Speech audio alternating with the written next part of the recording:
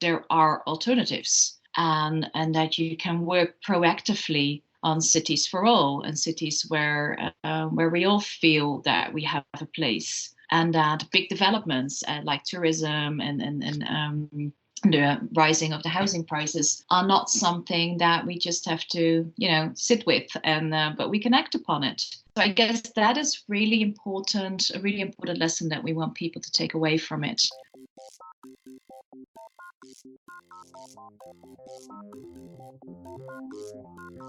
Smart city. What is it about? A livable city. How do we create it? Thank you so much for giving your valuable time to listen to Urbanistica podcast season number 2.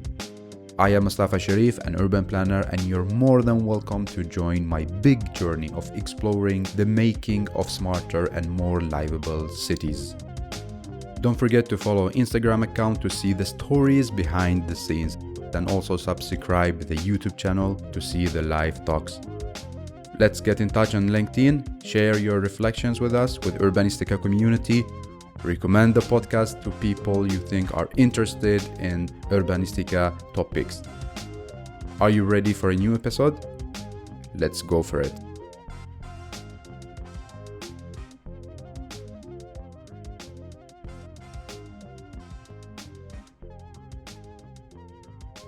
We're going to talk about our city book. We're going to talk about why public spaces quality is the backbone of a sustainable city. We're going to talk about soft, hard, and orgware. I have the pleasure to welcome Minouche Besters to Urbanistica podcast. Hey, and welcome, Minouche. Thank you. Thank you so much for having me. My pleasure. How are you doing? I'm fine. I'm experiencing some rain at the moment, but that's good for all the plants. And so I'm easing into the weekend with just before that a wonderful session with you. So I'm looking forward to it, Mustafa. Thank you so much again for giving your time. So where are you now located, in which city?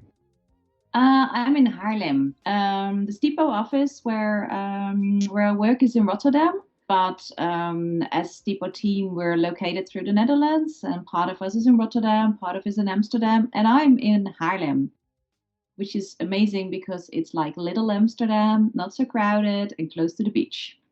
Sounds like a perfect city. Absolutely. Yeah, that's really good. And are you allowed to go out now in the city during the COVID-19? Yeah, we are. We in the Netherlands we have what they call the intelligent lockdown, as we are such intelligent people. And only like a week ago, last Monday, the outdoor terraces reopened. So we are allowed to go outside, like just 30 people maximum.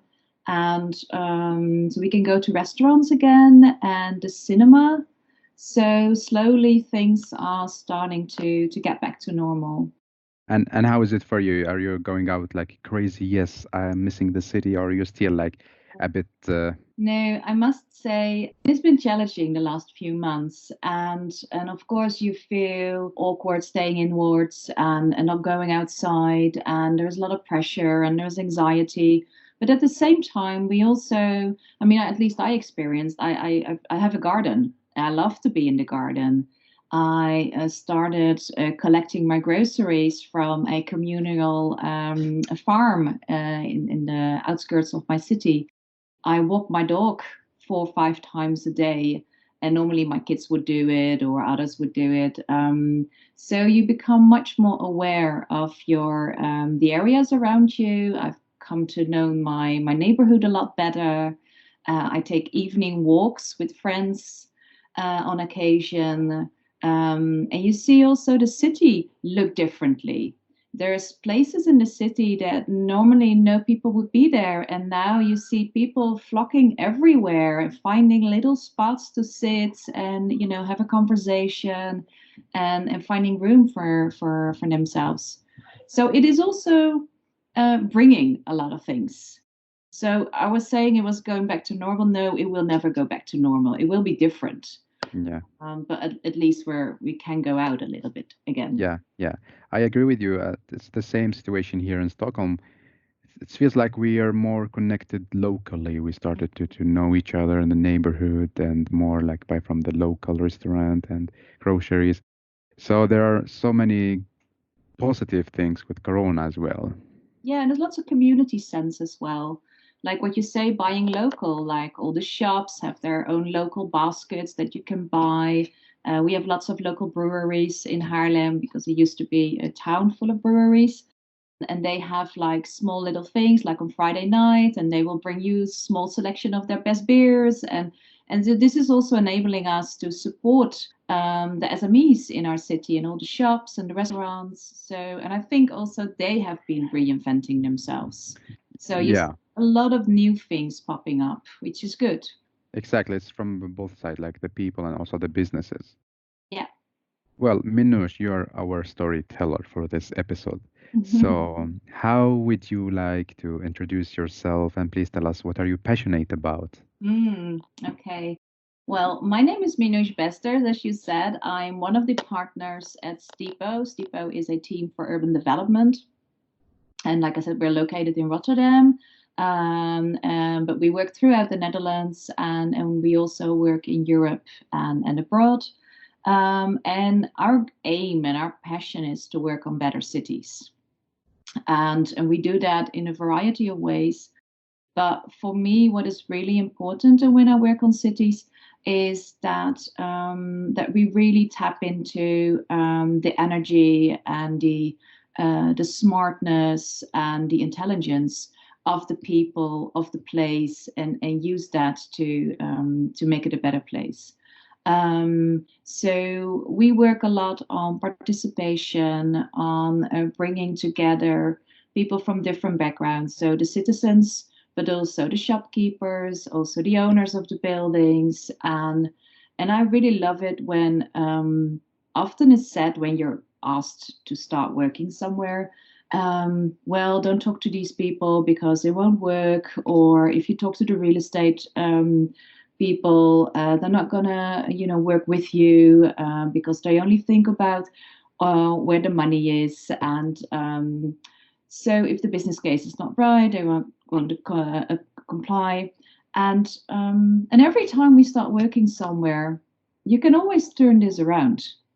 And there is always this moment in a project that you suddenly see it shifting, that you suddenly see that, the eyes popping open and people come up with new ideas, and suddenly they understand that there is more to this if they collaboratively work on creating, a better area or, working on the inner cities, than they would ever be able to do that if they were working on it alone. And it's this moment, when that energy starts flowing, this is where you have your breakthrough, but it's fun trying to organize that. Yeah, I understand this moment, this when the magic happen, Yeah, and then you absolutely. be like, yes, finally. And of course, we come across a lot of moments where there is absolutely zero magic, and it's all hardship and it's all difficult. But when then finally you were able to design a process and to create the circumstances that you can get that magic, it's wonderful. And this is the beautiful thing with the city development. Like it's has its up and downs and magic and non-magic moments. And also when the magic comes, this is also when ownership kicks in. And I guess this is so important. I mean, the moment that the ownership, that people start to feel, okay, this is not something that I can look at, but I can actually create with the other people, and it's not just something that's from the municipality, but it's for me. It's that is when it's becoming so wonderful. Yeah. Yeah. So how did everything start? Your passion about developing cities and engaging people. Was it when you were studying, or maybe even when you were maybe a kid? Well, I studied political science, so my background is a little bit odd. And I've got a background in human rights, and I was very much about doing things justice and having people a say in things. And I was very much interested in international development. So I wanted to do development work. I wanted to go to Africa or to the Middle East. and I wanted to work on projects there. And but I did internships with the United Nations, and I slowly began to understand that if I were to go that road, it would be a very slow road, and it would be all about pushing paper, and I just don't have that kind of energy. So I want things to go faster. I want action. I want to be able to change things myself. This is also why in my work I go from doing gardening with neighborhood people to doing strategy with the mayor of a city, and I love both. So I started realizing that the area where you can see things are changing, where you can see that it's possible to do things differently, is actually at the city level. At the city level, it becomes most clear and most vivid how things change. And so, if you want to contribute to that change, if you want to work on a better street, or if you want to engage people in their surroundings, if you want to work on um, energy or climate or sustainability in its wider sense, the city is the perfect level to work at. It's a lot faster. And it's easy to work with the shopkeepers and with the real estate owners and with the people in the streets. So there's a nice kind of energy, and it's also great if you have been working on a project and you come there a couple of years later and you actually say, okay, I contributed to this. It's so that was the kind of projects that work better for me. So from this perspective, I still understand and still feel that having studied political science helps me in my work, because a lot of my work is about building coalitions, and it's about understanding from what perspective people come, and it's a lot about process design, and having studied how politics works, that helps. Yeah, I think it's a good transition. Absolutely. Yeah, yeah. Do you believe that you're a change maker now? Yeah, I do. I do, and I think this is also what my aspiration is, and in that sense, this is something that I always have been since I was a little kid. Always trying to say, okay, it's done like this, but it should be done differently, and I recognize it now. Also, when you look at kids' films, there's always this bad guy, and then people, and of course they don't want to close down the toy store, or you know and this is something that we've learned from kids on, and I guess somewhere along the line a lot of people stopped doing that, and they come to understand. And I grew up in the 80s, and it was Miami Vice, and it was all about the big money and Wall Street, and for me that didn't really make sense. I thought it was such short-term thinking, and I didn't really understand what would be the benefit in that. And I think if we're now in this period in time that we look back on that period and think, how on earth could we think that were the heroes? And so I do feel a lot more at ease in this period, because it reflects my values a lot better. Yeah, and I also talked with Hans in STIPO, and Hmm. he told me like I believe that you share almost the same mindset about human scale and so on. So back in time when in 80s, 70s, sorry, in 80s, 90s, when you were telling human scale, community engagement, how was the others reacting on what you say? Are they were telling like, are you crazy or something? What I do notice is that I did work with a lot of municipalities, and things were not personal. Like a municipality at that point was a black box. And I had a lot of love for the internet. So when the internet started coming up in the end of the 90s, that was about the time that I was graduating. So my first jobs were, working with the internet, and not about the money bit. So I wasn't working at startups that were all about cashing in, but I was working at a startup where we were looking at, okay, what is the impact on society? How is this going to change the way that citizens are going to interact with the city and with politics? And we saw that the new technology was giving people tools that were empowering them. Suddenly you could organize yourself with people from all around. You didn't have to go to town meetings because you could do it online. And you could publish and you could do all these things that normally a newspaper wouldn't do, or someone else. And suddenly you had that capability of organizing yourselves. Um, and what I noticed is that municipalities were really having a hard time because they couldn't deal with that. And they were like, okay, but what's happening here? And how do I respond to that? And so a lot of my work at that period in time was really about helping municipalities and governments to understand how to deal with all these vocal citizens who had great ideas, who had fresh ideas, who wanted to, work on their own projects in the city, and and that was not something to be afraid of, but it was actually something that you should put your arms around, and you should welcome it. But that was a lot about learning how to be a person. So suddenly, if people would enter the arena of social media, a civil servant would get a face, and that was not something that would normally happen.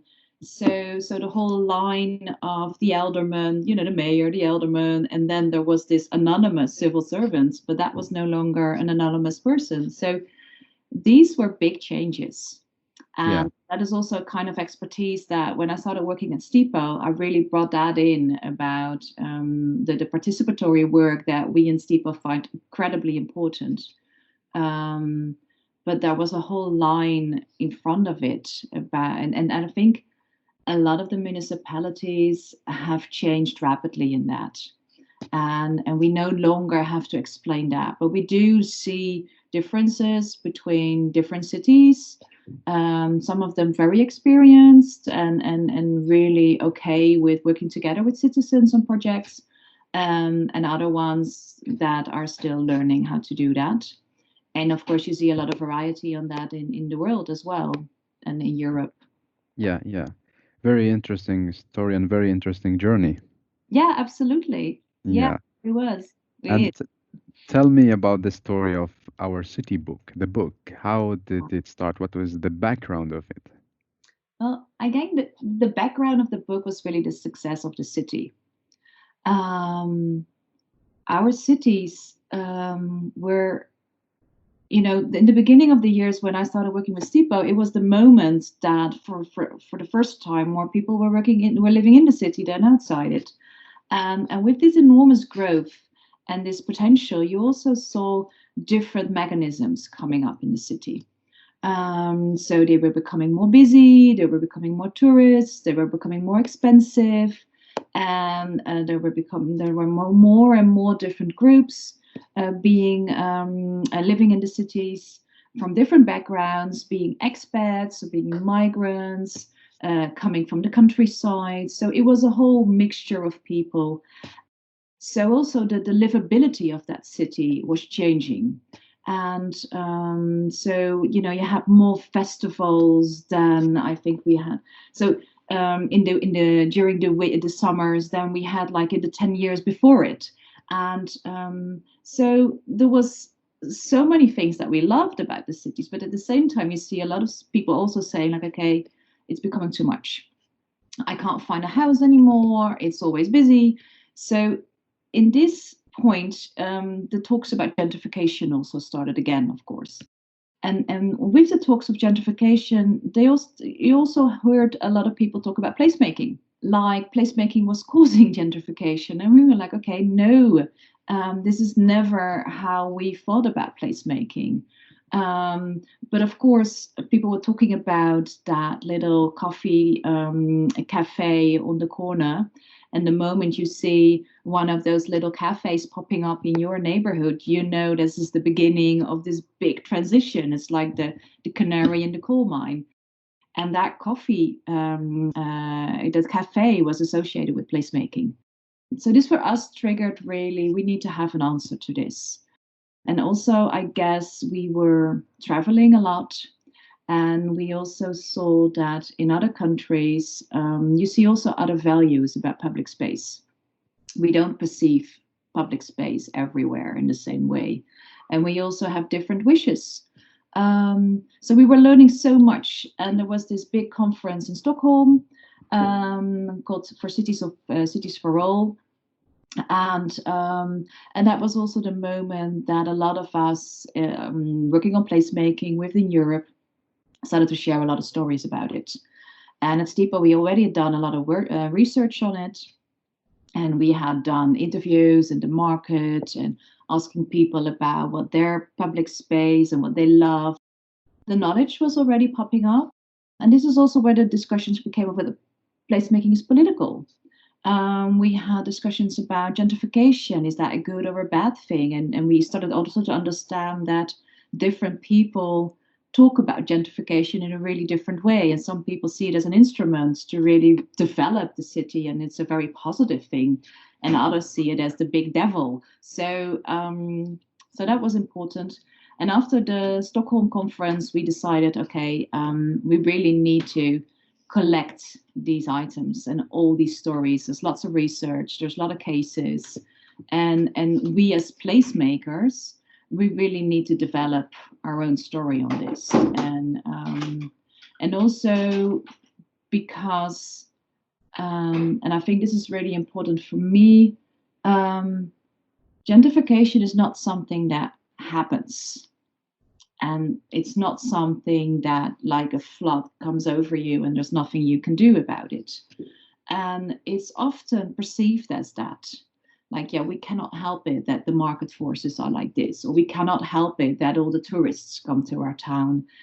Yes, we can. We can help that. And so in the book, we didn't only want to address what was happening in the city and why this was becoming a problem, but also how you can, what kind of strategies there are to work on this and to be more proactive and to make sure that cities remain places where everyone feels that they can be at home and that they can be a part of this. And yeah, so that was the big challenge. Yeah, yeah. And is it only European cities, like the stories that you collected? Yes, and then this is because the book was the Cities of All conference was a conference organized by the Placemaking Europe network, and so we also did a call for Placemaking Europe, and it was a way of for us as the network to also learn collectively. And what we also see is that the situation in American cities, for instance, is because we worked on this book together with a Project for Public Spaces from New York. It is different. The challenges are different. The way that investment works in America is different. So it felt it was better. I mean, the differences within Europe are already pretty steep. So we felt it was better to do the collective learning within Europe. And we did take a few examples from outside if we thought they were giving a good perspective. Yeah. Did you get so many stories that you needed to really select some of them and like refuse some of? Well, the book turned out really thick. Yes, we did get a lot of stories, but also we had a hard time not taking everything in. We tried to incorporate everyone, so we had conversations as editors, the board of editors. We had conversations with everyone, adjusting the articles so that we could really put them in, because it didn't really feel well to not include everyone. It's just when topics would really double that we had to make selections. Yeah. And why you call it our cities? Is there their cities? Yeah, I guess there's an implicit notion of theirs, and with their city we mean the city of the developers, the city of the real estate developers, the big project developers, the institutional organizations, the big finance, so more the private partners, and we work a lot with project developers, and we've seen a big change in that, and I think Hans also spoke about that as well. Um, but of course, there are still developers, and of course, we have a history of that, where the people in the area are not taking into perspective. And it's also about the public space. Can we? Is it our public space? Are we allowed to do something with it? Are we allowed to use it? And this is also with municipalities. I mean, sometimes, I mean, the whole development is already designed. And I have these conversations if I'm in the streets and talking to people for projects that I do. I have them constantly. And people still come to me and say, okay, no, but the design is already finished. And then you have to explain them, no, you're allowed, and we're going to work on it together. And and and for a lot of people, that is not the way they normally feel that it's done. So in that sense, and our city is also, if you live downtown Barcelona or in Amsterdam or in Venice, or I don't know how the situation in Stockholm is, but um, it is no longer your downtown. It's a tourist's downtown.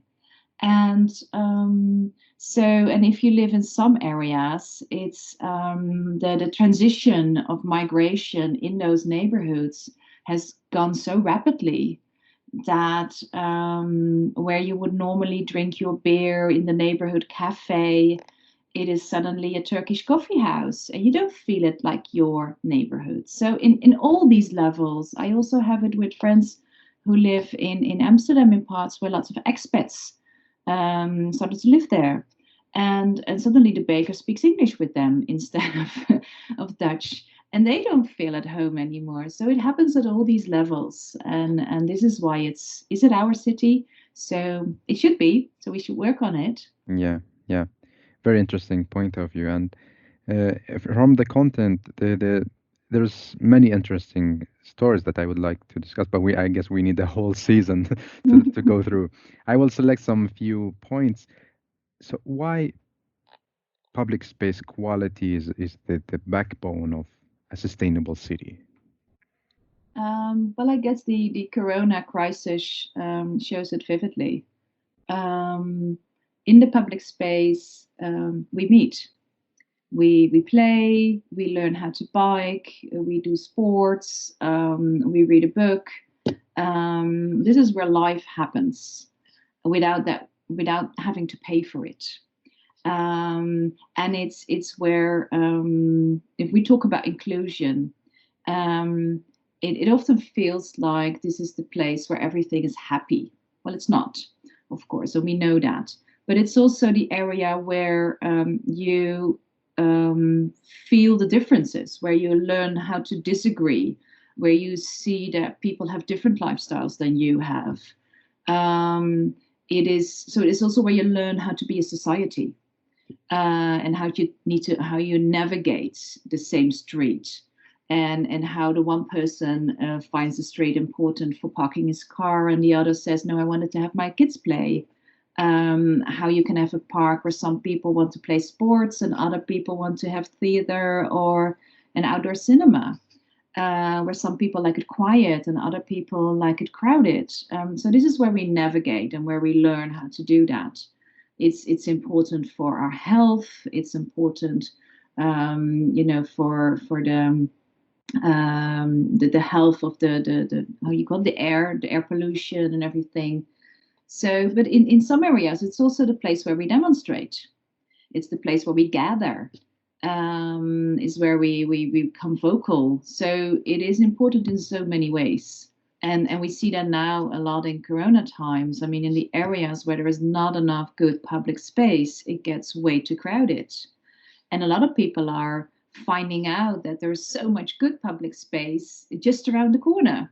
So you don't have to go to the Vondel Park or to the one part of the beach where everything is happening. There's so many other places where you can go to. Yeah, but how can we ensure that public spaces truly represent and serve the people who live around it? Mm-hmm. Well, in the book we talk about three lines of thought or action, actually.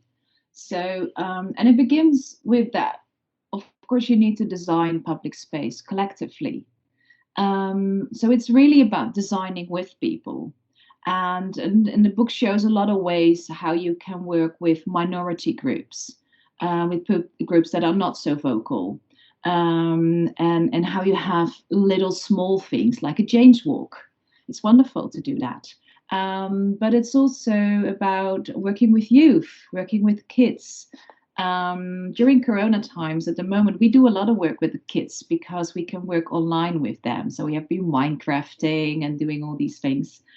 And I just love the feedback that we get from kids and the things that they want in their streets. And this girl told me, I want to have a cat's cafe. I was like, cats? Yeah, where all the cats are running around. I've been there once. I want that in my neighborhood. This would never be something that an adult would say. So these are the fun things. And so learning how to really design with all these different groups of people is very important. And the book shows a lot of ways in how to do that in a longer term process, but also finer examples of small groups.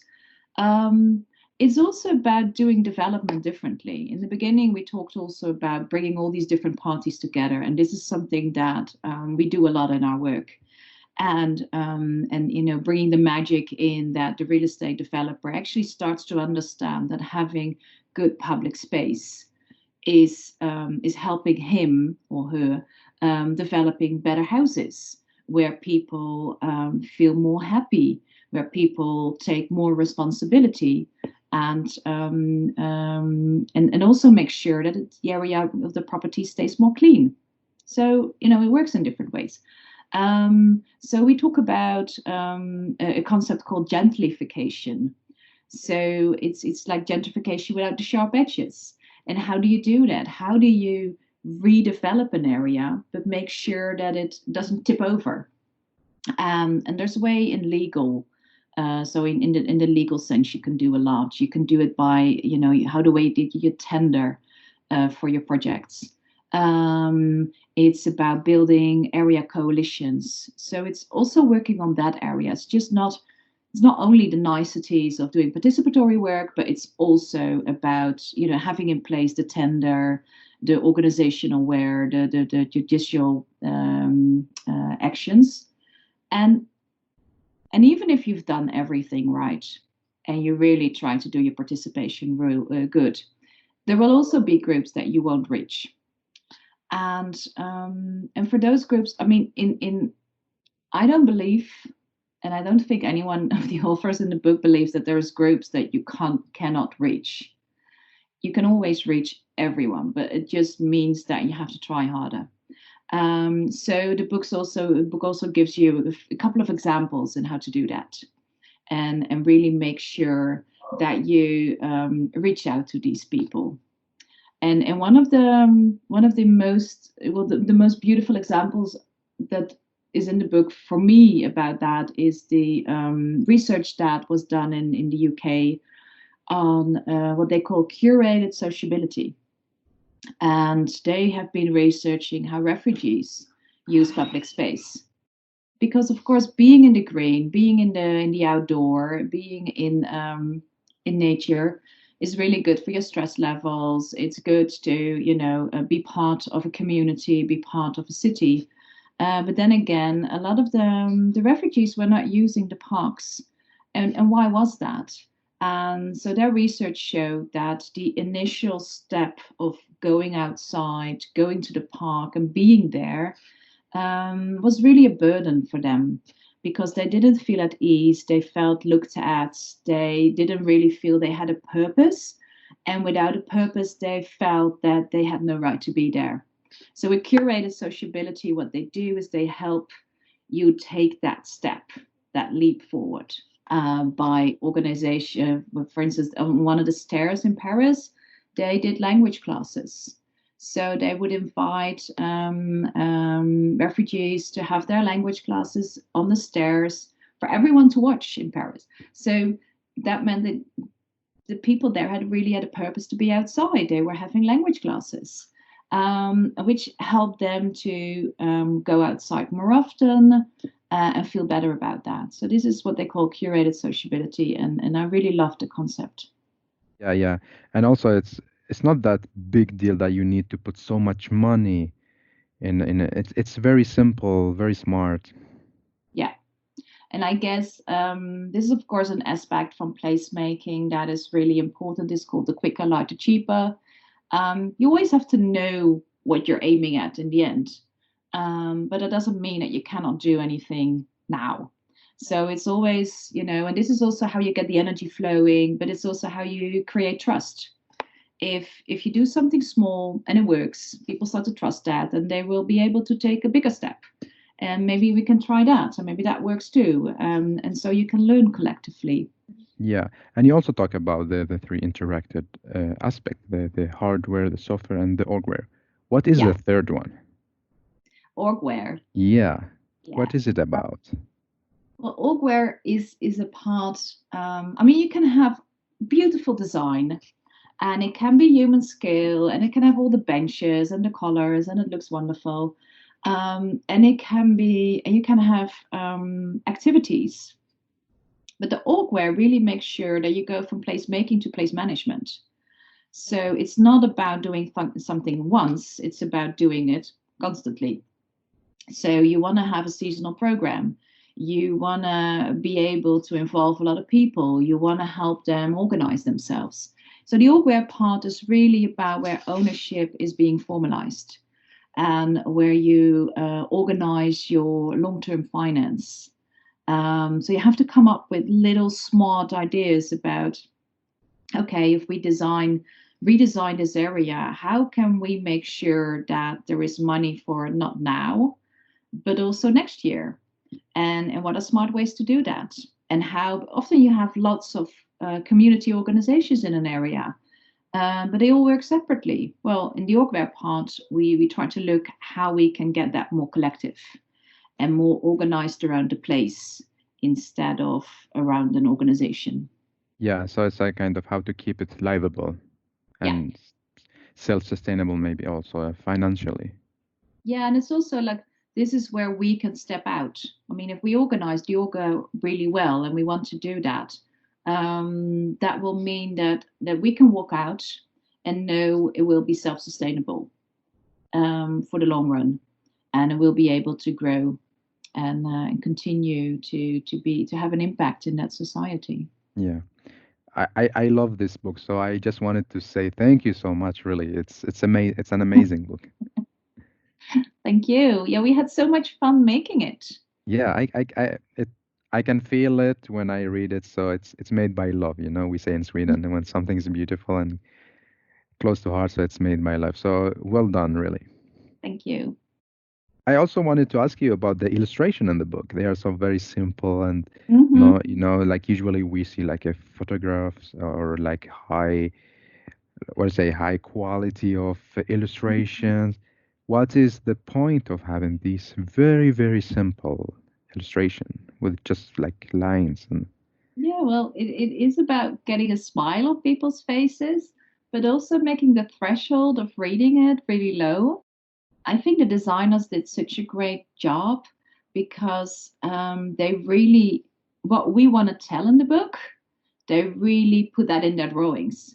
So it makes it really close by. It brings it back to who we are as people, and it takes it away from the difficult and research stuff. No, it's about people and how we do things, and so I love the illustrations. Yes, and I think they help us tell the story.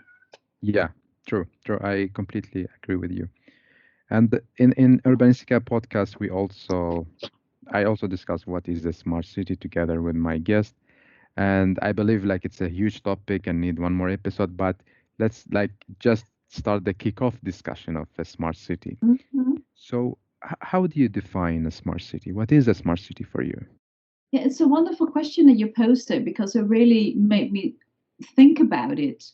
Like I told you in the beginning, I did a lot of work with the internet, and in the times that the smart city was coming up, and it was all about technology. But if I would now think about what is a really a smart city, is a city that really taps into the knowledge and expertise and capabilities of its citizens. and of the nature of the city, the ecology of the city. And not just the city, but the citizens, but also the entrepreneurs, the societal organizations. I think if we, the shopkeepers, the teachers, the artists, there's so much knowledge in that.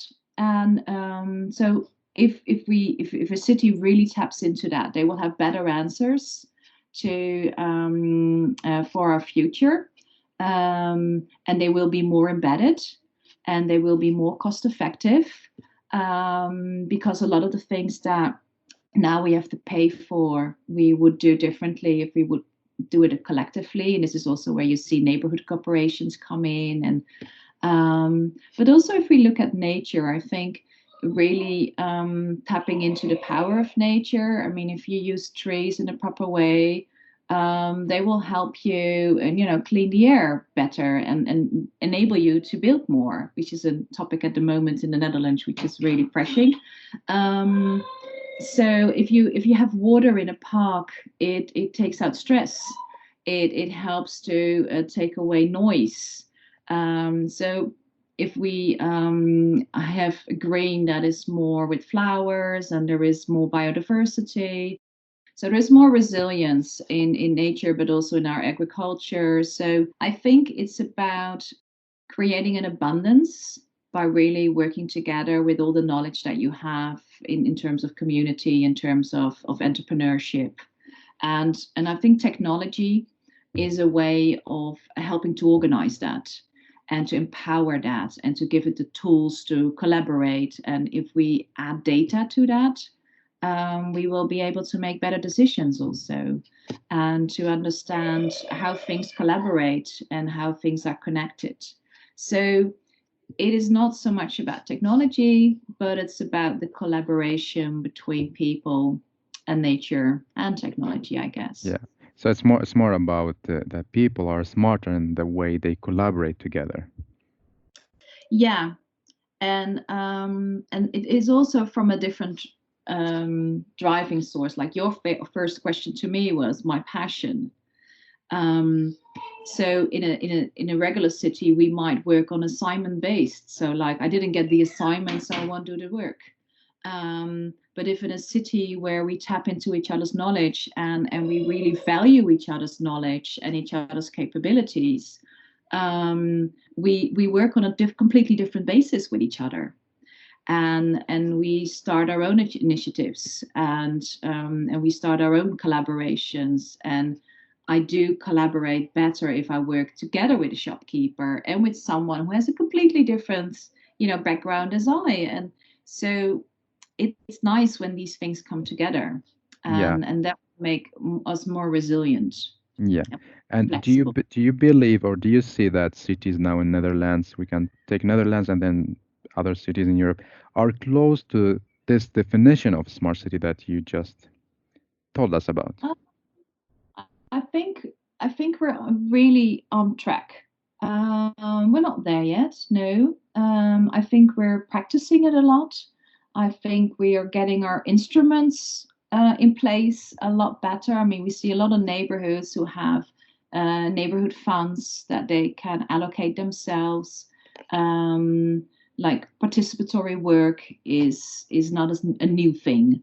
So everyone knows it, and it's not going, to the max in the way that I would, that we would love it. But and we see a lot of like, for instance, in the energy transition, which is big, the numbers of and the growth numbers, especially of local cooperatives and local initiatives, having solar power, having wind power, and it is incredible. It's incredible the amount, the part of the energy production that they are taking on themselves, like year after year. It's growing really rapidly, and they're providing services to their own community.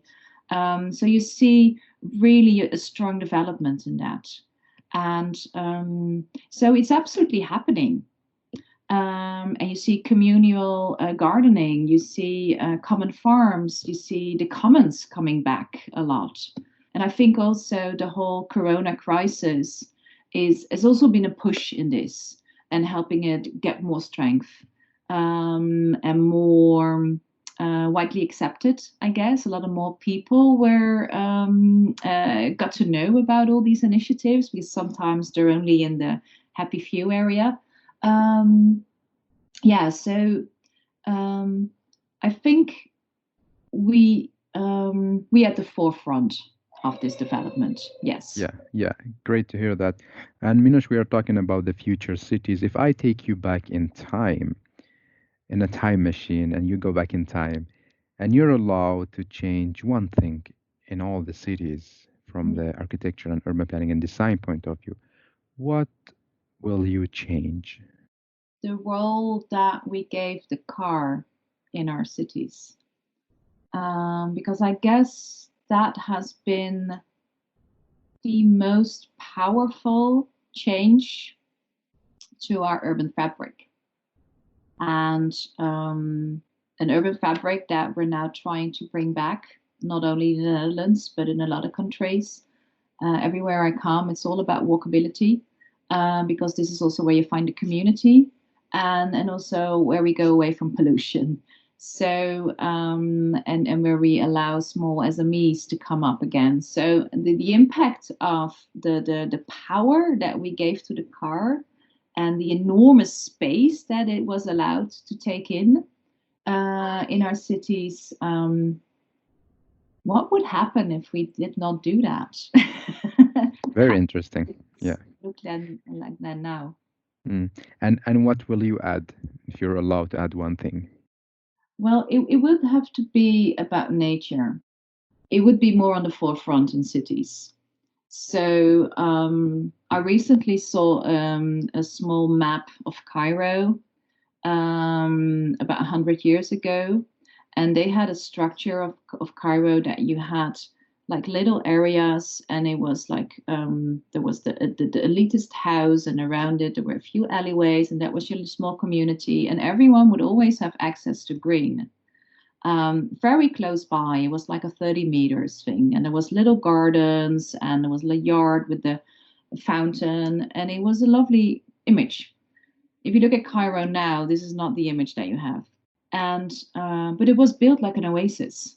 So the one thing that if you go, I don't think it will change across. If you talk to people about their neighborhoods, what do they want more? They want more green.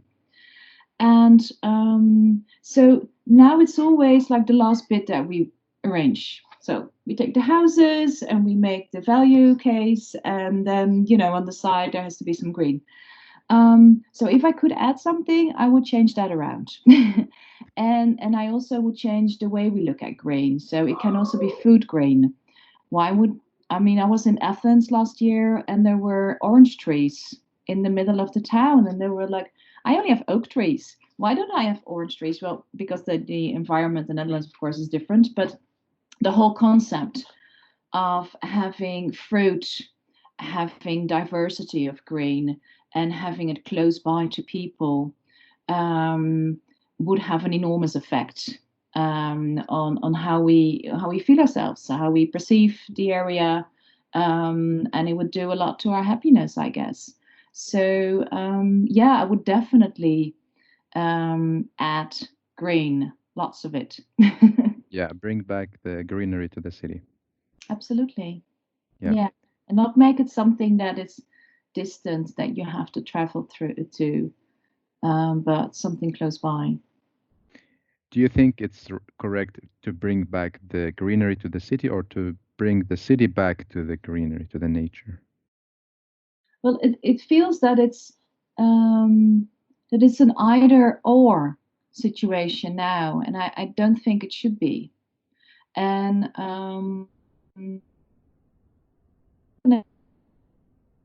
is a modernistic neighborhood, which was built as, and what went wrong is that the density of the city is too large because it was built for cars, of course.